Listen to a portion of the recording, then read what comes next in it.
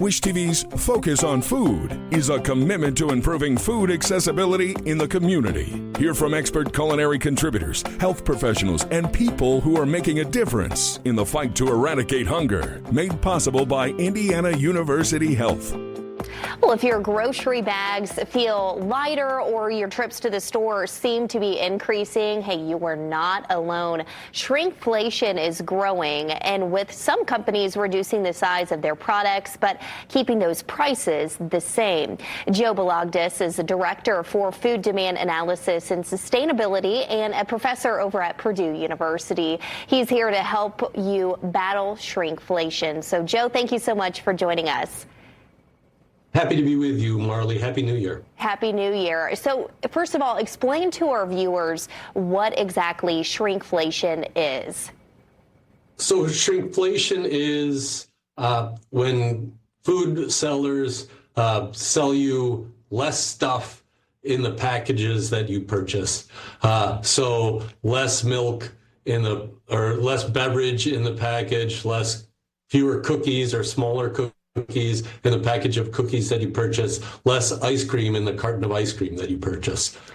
For me, I know I think about chips when I think about this, going to the grocery store and I get a bag of chips and it's not even halfway full. So why is this shrinkflation taking place?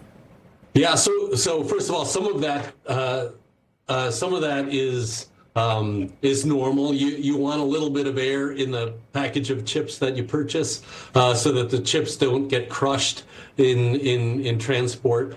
But for sure, food retailers, food manufacturers have been at times shrinking the size of the volume of food in the package. It's not really anything new. It's been happening for as long as there's been food manufacturers.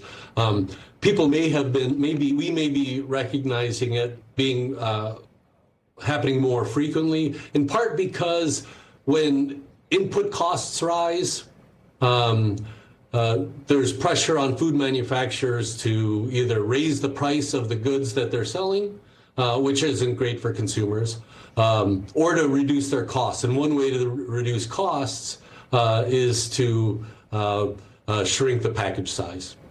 So we as consumers, what do we need to know about this? And also, what can we do about it as well? Yeah, so the Center for Food Demand this past fall actually surveyed 1,200 American food consumers across the country. Like you, about half of the consumers noticed package shrinkflation in their grocery basket or in the foods that they purchase.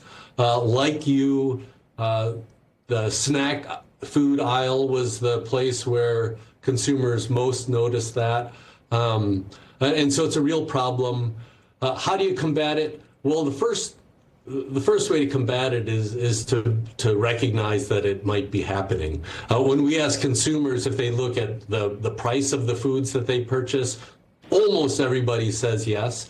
When we ask them if they look at the volume, the weight of the foods that they purchase, or if they look at the unit price per ounce, many consumers say no, right? And so if you don't look at the unit price, if you don't look at the volume of the stuff in the packages that you're purchasing, then you might be purchasing food unwittingly smaller package sizes.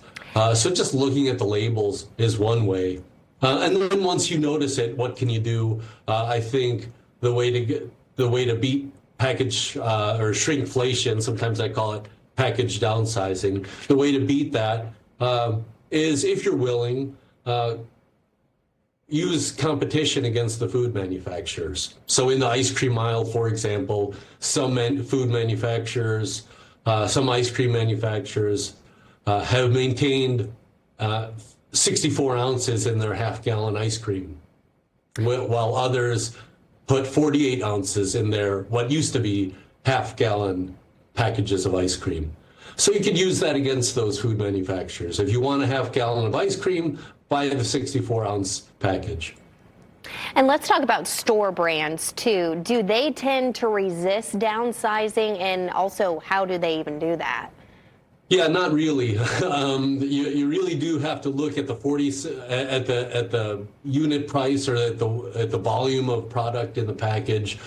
Food manufacturers, both private label food manufacturers, so store brands, and national brands have shrunk packages, and so you don't switching to store brands doesn't necessarily help you get away from shrinkflation. You really do need to look at the unit price, unfortunately.